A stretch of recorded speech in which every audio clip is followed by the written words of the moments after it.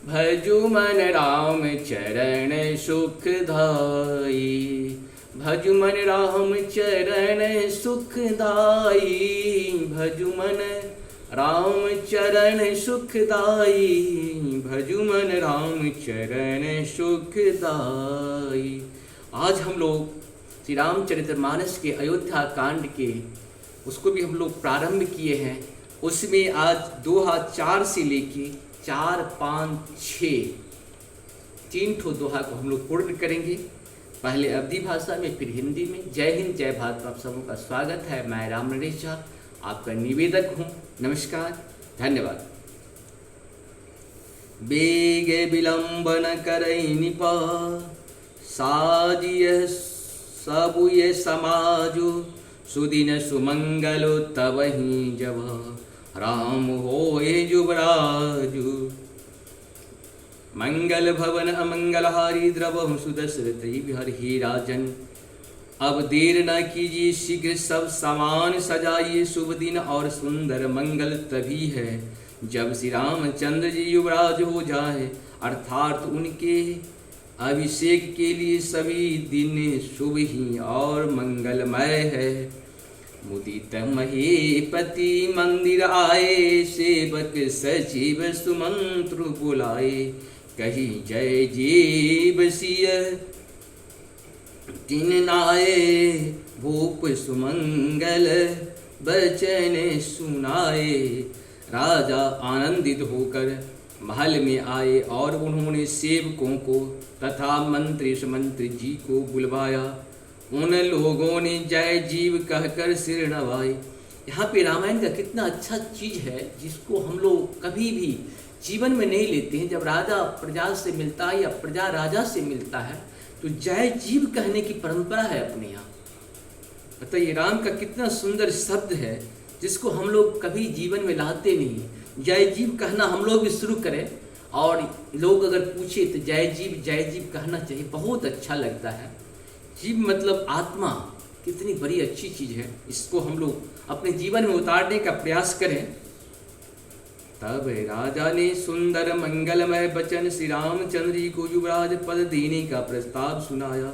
जौ पाँच मत लागहु नीका, करहु हर्ष ही राम ही टीका। और कहा कि यदि पंचों का आप सबको यह मत अच्छा लगे तो हृदय में हर्षित होकर आप लोग श्री रामचंद्र का राज तिलक कीजिए। मंत्री मुदित सुनत प्रियवाणी, अभिमत वीर परहु जनु पानी। बिनती सचिव करहि कर जोरी, जियहूँ जगत पति बरसी करोड़ी।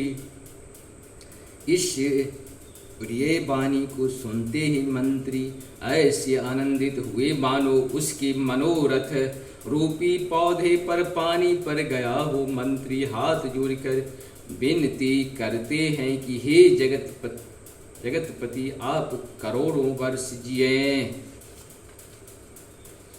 जग मंगल भले काजो विचारा, बेकहि नाथ न आयहूँ बारा। निपहि मोद सुनि सचिव सुभाषा, बढ़त बौर जनु लहे सुशाखा। आपने जगत भर का मंगल करने वाला भला काम सोचा है। हे नाथ, शीघ्रता कीजिए, देर न लगाइए।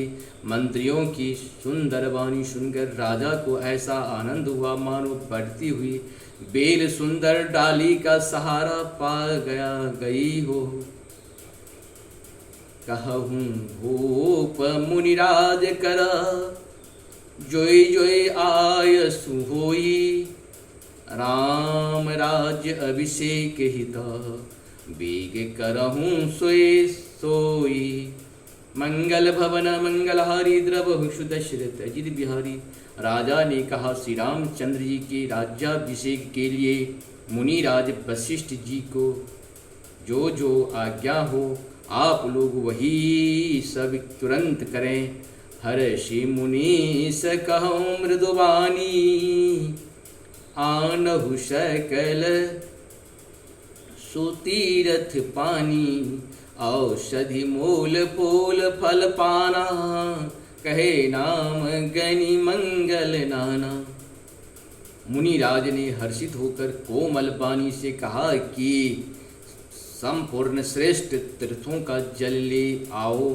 फिर उन्होंने औषधि मूल फूल फल और पत्र आदि अनेकों मांगलिक वस्तुओं के नाम गिनकर बताए।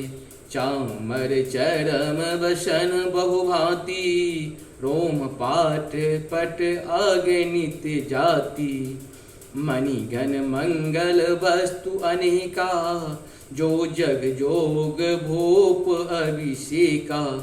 चामर मृग चर्म बहुत प्रकार के वस्त्र, असंख्यों जातियों के ऊनी और रेशमी कपड़े, नाना प्रकार की मणियाँ रत्न तथा और भी बहुत सी मंगल वस्तुएं जो जगत में राज्याभिषेक के लिए योग्य होती है, सबको मंगाने की उन्होंने आज्ञा दी।